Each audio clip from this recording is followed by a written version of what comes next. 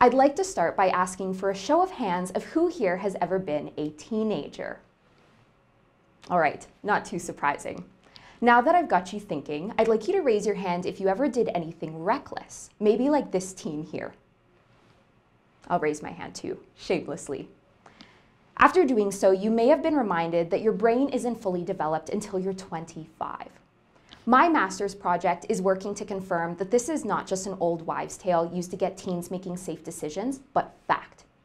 A hypothesis in the field of neuroscience states that the increase in risk-taking behavior that we see during adolescence is caused by a difference or mismatch in the developmental rates of certain brain regions.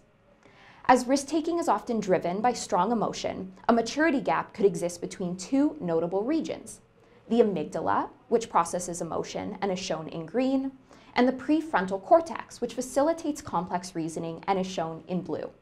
Now, despite the existence of this hypothesis, researchers have yet to use longitudinal data across a broad age range to compare the developmental rates of these two regions and the pathway that moves information between them.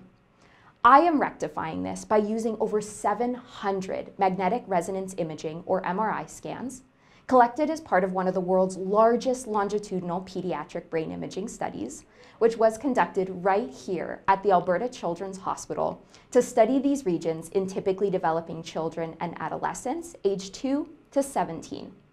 More specifically, I am looking at how the size and composition of these regions change independently and relative to one another. I will then examine how these changes relate to each child's ability to control their emotions and impulses, as reported by parents on a questionnaire. Now, my project is exciting and important for two main reasons. Firstly, I'm establishing a new way of comparing the developmental rates of brain regions, which can be published to promote further study of brain development. This would make it easier to identify new mismatches that may exist across the entire brain. Secondly, my methods can be used to compare how the developmental rates of these regions differ between typically developing children and children with neurodevelopmental and mental health disorders. This research would help scientists and medical professionals understand the causes of these disorders and how they affect brain development. This information could be used to facilitate early diagnosis and to help make informed treatment decisions.